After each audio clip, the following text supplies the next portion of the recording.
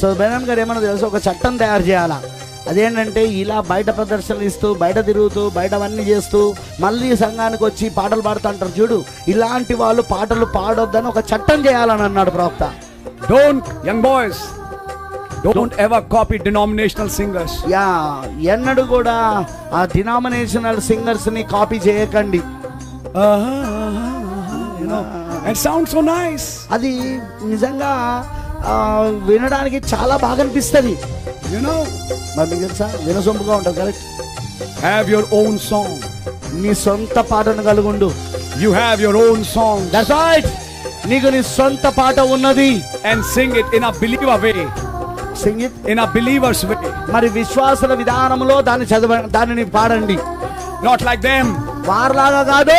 Let no token be seen in your life that you belong there. Yes, నీ జీవితంలో ఏ గుర్తు కూడా ఉండకూడదు.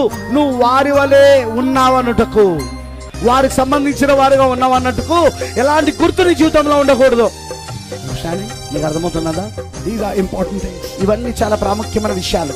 Very, very important. చాలా చాలా ప్రాముఖ్యమైనది.